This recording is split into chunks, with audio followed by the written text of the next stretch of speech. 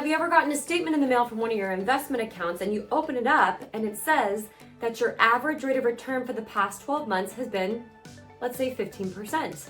But then you start to do the math and the math just ain't mathin'. It seems like you made way less than 15%. My friends, that's because there is a difference between an average and an actual rate of return. Today we're gonna uncover that.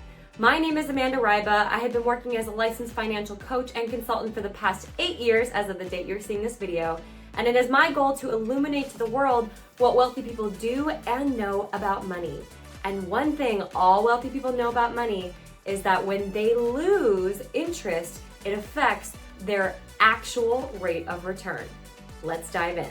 Here's the myth. Let's just say we have an investment that earns 50% rate of return. The next year it loses 50% rate of return. The next year it earns 50% rate of return. The next year it loses 50% rate of return.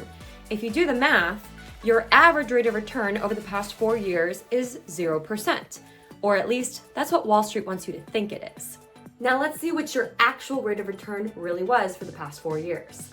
If we look at an investment of $100,000, you invest that, it grows by 50%, you're up to $150,000. But then the next year it loses 50%, you're down to $75,000. The next year it grows by 50%, you're up to $112,500. And the next year it loses 50%, you're down to $56,250, which is less than what you actually started with. So while your average rate of return might be 0%, your actual real return was negative 43.75%. Now, if you don't like losing money or seeing your account value less than what you originally started with, there is a solution to this problem. It's called an index strategy, where here you get to capitalize on the market when the market goes up, but when the market goes down, you lock in your gains, you get a 0% floor, and you don't lose. Let's take a look and see what it would look like with the exact same example if we implemented an index strategy. Let's start with that same $100,000. You gain 50% and you're up to $150,000. Then the market drops by 50%. You lock in with a 0% floor so you can't lose money. The next year, it grows again by 50%. Now you're up to $225,000, and then the market tanks again, losing 50%. However, because you are in an index strategy, you lock in your gains and you don't lose, ending with $225,000. I know what you're thinking. That sounds too good to be true. Don't worry, I thought the same thing when I first learned about this. However, what I learned is it's not too good to be true, it's just too good to be free. There's always a way the company you put your money with will profit. There's 3. One way is through a cap, meaning you can't earn over a certain percent. So let's say, for example, the cap is at 15%. That's common to see. If the market were to grow by 50%, you're kept at 15 and you can't earn anything above that. The company your money is with will keep anything in excess. That guarantees that when the market goes negative, you don't lose any money. Another way they do it is through a spread, meaning they take a percentage or a piece of your profit. Another way they do it is by simply inserting a fee. However, you're going to pay a fee regardless, even if you're in an investment account. Here you just get some guarantees for it. Now let's take another look at the same scenario we've been running, but this time inserting a 15% cap and a 0% floor.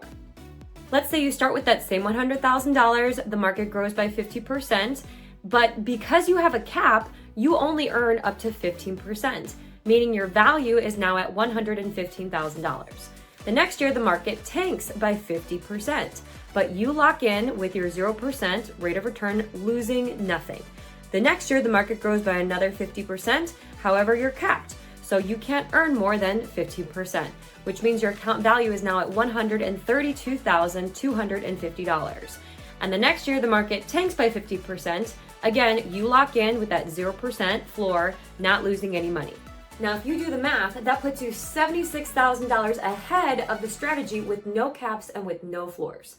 Now, obviously, this is an extreme example, right? Just for educational purposes. But as you can see, losing money actually does more damage to your financial portfolio than getting capped on the growth. Now, the index strategy has been around since 1913, yet it's been gaining more and more popularity as the years roll on because people don't want to worry about losing half of their entire life savings once or twice a decade when the market decides to crash. Now, if this is something that interests you, this video is not to be taken as investment advice. It is for educational purposes only.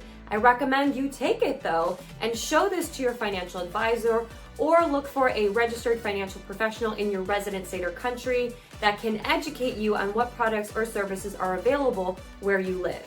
If you live in the United States and you'd like to work with me or my team, easy. Click the link in my bio, that'll take you directly over to our calendar, and you can schedule a time for us to chat one-on-one. Now, I love it when you stay till the end. It means so much to me that you are a part of this entire conversation. Please share this with anyone that you can think of that can benefit from this content.